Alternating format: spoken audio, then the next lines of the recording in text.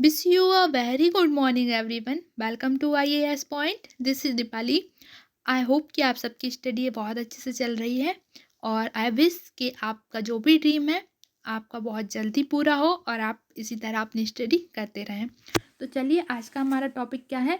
हासमान सीमांत उत्पाद नियम तथा परिवर्ती अनुपात नियम. तो हासमान सीमांत उत्पाद नियम और परिवर्ती अनुपात नियम क्या होता है. तो हम इसको जानने के लिए इस टॉपिक को पहले पढ़ लेते हैं क्योंकि ये ग्राफिकल पोर्शन है. तो बिल्कुल भी वीडियो को मिस ना करें क्योंकि अगर आपने ये वाला पोर्शन निकाल दिया ना तो फिर कुछ भी समझ नहीं आने वाला. ठीक है, तो स्टार्ट करते हैं हम टॉपिक को.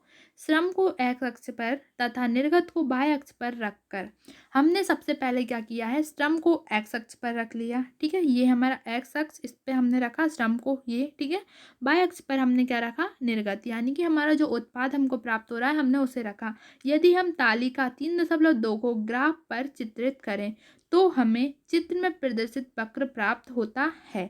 यदि हमारी जो तालिका है 3.2, ठीक है, ये वाली, अगर हम इसको ग्राफ पर रिप्रेजेंट करते हैं, ठीक है, इस तालिका को अगर हम ग्राफ पर रिप्रेजेंट करें तो क्या होगा कि हमें चित्र में प्रदर्शित वक्र प्राप्त होगा. जो वक्र इस चित्र में प्रदर्शित है वो वक्र हमको प्राप्त होगा. आइए देखते हैं कि टीपी का क्या हो रहा है. आइए देखते हैं टीपी का क्या हो रहा है. टीपी से मतलब क्या समझ रहे हैं आप, कुल उत्पाद, जो कि हमने कल की वीडियो में पढ़ा था. टीपी हमारा कुल उत्पाद कहलाता है. तो टीपी का क्या हो रहा है, देखिए, श्रम आघात में वृद्धि के साथ टीपी बढ़ता है परंतु जिस दर से बढ़ती है वह समान नहीं है. हम क्या देखते हैं कि श्रम आघात में वृद्धि, जब श्रम आघात में वृद्धि होती है, ठीक है, जो श्रम आघात यहाँ पे दिया हुआ है, जब इसमें वृद्धि हो रही है तो क्या होगा, टीपी जो है वो क्या हो रहा है, बढ़ रहा है. टीपी बढ़ रहा है लेकिन क्या हो रहा है, परंतु जिस दर से यह बढ़ती है वह सामान्य नहीं है. लेकिन जिस दर से ये बढ़ रही है ना वो सामान्य नहीं है. बिल्कुल दिख रहा है कि बिल्कुल भी सामान्य नहीं है. 10 से डायरेक्ट 60 पर पहुंच गई है तो ये बिल्कुल सामान्य नहीं है. ठीक है, परंतु आगे देखिए, श्रम में 1 से 2 वृद्धि होने पर, श्रम में 1 से 2 वृद्धि होने पर टीपी में 10 की वृद्धि होती है. आप देखिए, श्रम में जब 1 से 2 की वृद्धि हो रही है, श्रम में 1 से 2 की वृद्धि हो रही है तो आप देखेंगे कि टीपी में काय की वृद्धि हो रही है, 10 की वृद्धि हो रही है. श्रम में 2 से 3 वृद्धि होने पर टीपी में 12 की वृद्धि हो रही है. श्रम में जब 2 से 3 वृद्धि हो रही है तो जो टीपी है उसमें कितनी वृद्धि हो रही है, उसमें 12 की वृद्धि हो रही है. ठीक है, यहाँ पर है 12. ठीक है, 12 की वृद्धि हो रही है. टीपी में वृद्धि की दर एम पी द्वारा दिखाई गई है.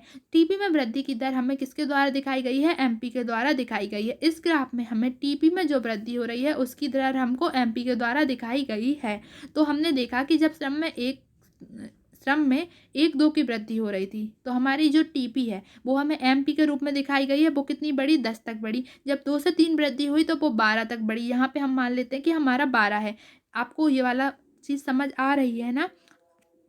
आई होप कि आ रही हो क्योंकि अभी हम लोग फेस टू फेस तो है नहीं और इस टाइप के जो हम ग्राफ वाले पोर्शन करते हैं इनमें फेस टू फेस जो अट्रैक्शन होता है ना वो बात ही थोड़ी अलग होती है. पर कोई नहीं, हम ऐसे ही सॉल्व करते हैं.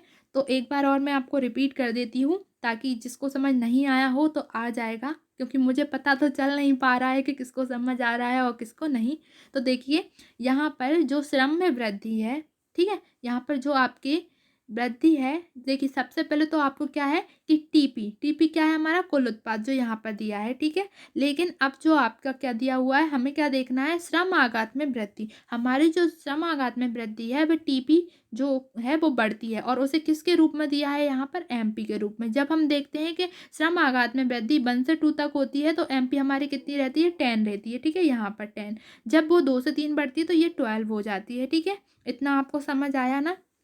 अब हम इसके आगे देखते हैं. टीपी में वृद्धि की दर एमपी द्वारा दिखाई गई है. देखिए, एमपी पहले बढ़ती है सम की इकाइयां 3 तक और फिर गिरनी शुरू करती है. पहले एमपी बढ़ती है 3 तक और फिर वो गिरना शुरू कर देती है. एमपी की इस प्रवृत्ति को, यह पहले बढ़ती है तथा फिर गिरती है, परिवर्तनीय अनुपातों का नियम कहते हैं.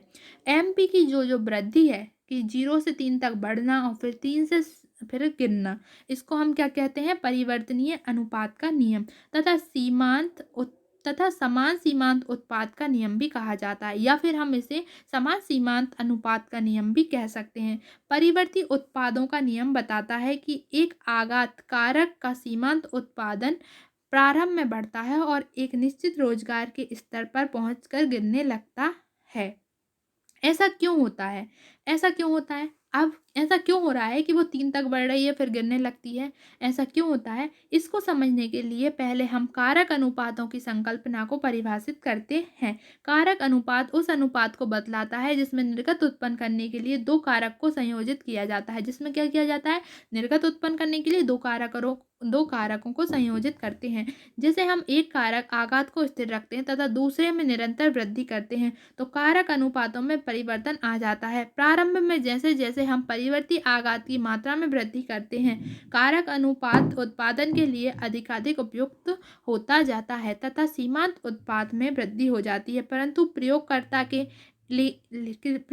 के एक विशेष स्तर के पश्चात उत्पादन प्रक्रम परिवर्ती आघात के साथ साथ अत्यंत अस्त व्यस्त हो जाता है। मान लीजिए तालिका 3.2 में उस कृषक के निर्गत को दिखलाती है जिसके पास 4 हेक्टेयर भूमि है। जो हमने सारणी 3.2 देखी थी, हम मान लेते हैं वो उस कृषक के बारे में दिखला रही है जिसके पास 4 हेक्टेयर भूमि है और वह तय कर सकता है कि वह कितना श्रम उपयोग करे। तो श्रमिक के पास अकेले ही जोतने के लिए अत्यधिक भूमि है और वह ये डिसाइड कर ले कि उसे कितनी भूमि का और कितने श्रम का प्रयोग करना है। तो श्रमिक के पास अकेले ही जोतने के लिए बहुत सारी भूमि होगी। जैसे जैसे वह श्रमिक की संख्या में वृद्धि करता है, जैसे जैसे वह श्रमिक यानी मजदूर की संख्या में वृद्धि करेगा, प्रति इकाई भूमि श्रम की मात्रा बढ़ जाती है। प्रति इकाई भूमि पर श्रम की मात्रा बढ़ जाएगी और प्रत्येक श्रमिक कुल निर्गत में अनुपात से अधिक वृद्धि करता है और एक श्रमिक यानी प्रत्येक श्रमिक क्या करेगा? कुल अनुपात से ज़्यादा निर्गत में वृद्धि करेगा। इस स्थिति में सीमांत उत्पाद बढ़ जाएगा। इस स्थिति में क्या होगा? उसका सीमांत उत्पाद बढ़ जाएगा। जब चौथे श्रमिक को लगाया जाता है तो भूमि पर भीड़ हो जाती है, लेकिन जब चौथे श्रमिक को लगाया जाता है तो भूमि पर क्या हो जाएगी? भीड़ हो जाएगी। प्रत्येक श्रमिक के पास कुशलतापूर्वक काम करने के लिए अपर्याप्त भूमि होती है, अतः प्रत्येक श्रमिक द्वारा उत्पादन में वृद्धि अनुपातन कम होती है, सीमांत उत्पाद में होना शुरू हो जाती है। उस टाइम पे क्या होगा? वृद्धि अनुपातन में कम होकर सीमांत उत्पादन में होना शुरू हो जाएगी। हम इन प्रेक्षण को नीचे दिए अनुसार टीपी, एमपी तथा एपी वक्रों को संभालने के लिए उपयोग कर सकते हैं। ठीक है, इसे हम टीपी, एमपी तथा एपी वक्रों को संभालने के लिए उपयोग कर सकते हैं। तो ये था आपका टॉपिक हासमान सीमांत उत्पाद नियम तथा परिवर्ती अनुपात नियम किसे कहते हैं। तो आपने यहाँ पे परिवर्ती अनुपात नियम देख लिया है। ठीक है, तो आई होप कि आपको ये वाला टॉपिक क्लियर हुआ होगा। जो कल का टॉपिक है वो है कुल उत्पाद, सीमांत उत्पाद और औसत उत्पाद वक्र की आकृतियाँ। अभी हमने जो कुछ दिन पहले की जो क्लास में हमने कुल उत्पाद, सीमांत उत्पाद और औसत उत्पाद को पढ़ा था, उनके वक्र की आकृतियाँ हम कल की क्लास में देखेंगे। तो थैंक यू, टेक केयर।